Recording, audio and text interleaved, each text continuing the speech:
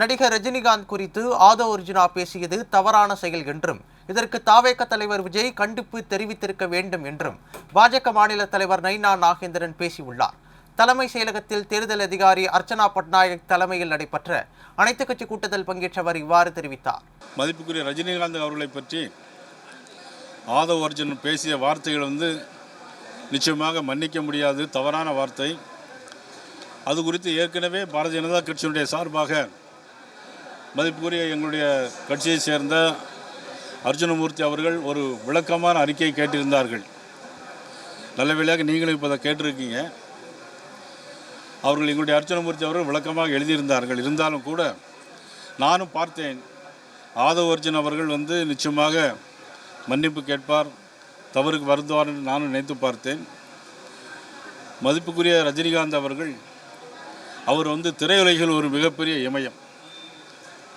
பன்னெடுங்காலமாக திரையுலகில் ஒரு முடிசூடா மன்னனாக வாழ்ந்தவர். மிக சிறந்த ஒரு ஆன்மீகவாதி.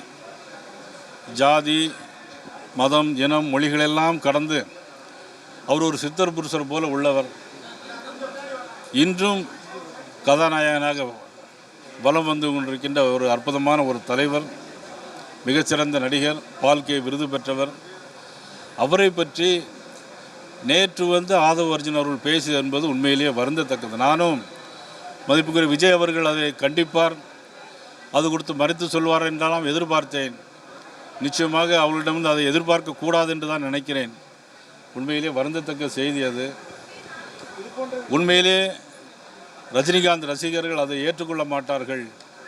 இனிமேலாவது ஆதவ் அர்ஜுன் அவர்கள் நிச்சயமாக ரஜினிகாந்த் ரசிகர்களிடம் நிச்சயமாக ஒரு வருத்தத்தை தெரிவிக்க வேண்டும் என்று நான் கேட்டுக்கொள்கிறேன்.